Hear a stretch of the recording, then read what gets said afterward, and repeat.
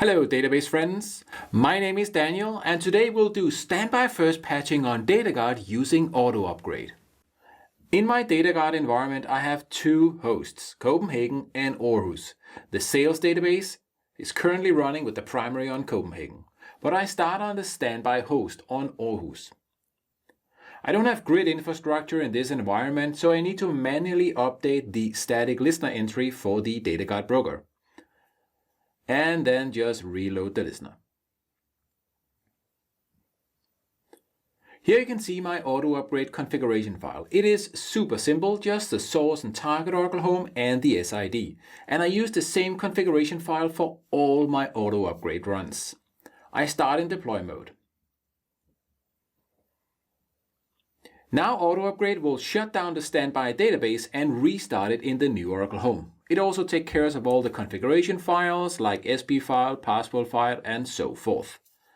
That's it. My standby is now running in the new Oracle Home, but let's check with DataGuard Broker to ensure that everything is fine.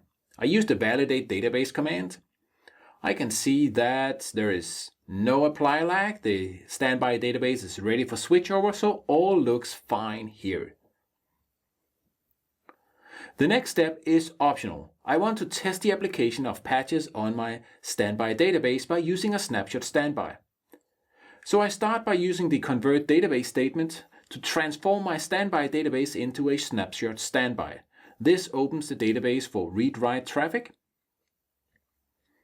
Redo apply has been turned off, but redo transport is still active, so I am protecting my primary database. Now I can use data patch to test the application of patches. I can ensure that nothing breaks. I can see how long time does it actually takes. And even though I've tested this patch in QA and pre-prod as well, it's really good to test on your production standby as well.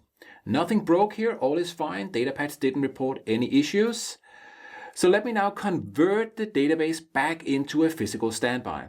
This will do a flashback database to undo all the changes from data patch and then apply all the redo that accumulated while we were testing.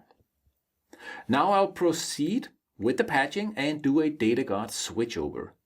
So I connect to DataGuard Broker on my standby system and use the switchover command. Now the users will drain from my primary on Copenhagen and then reconnect on Aarhus when it has been converted into the new primary. So all the traffic now goes to Aarhus. This is my new primary database and it is already running on the new Oracle Home.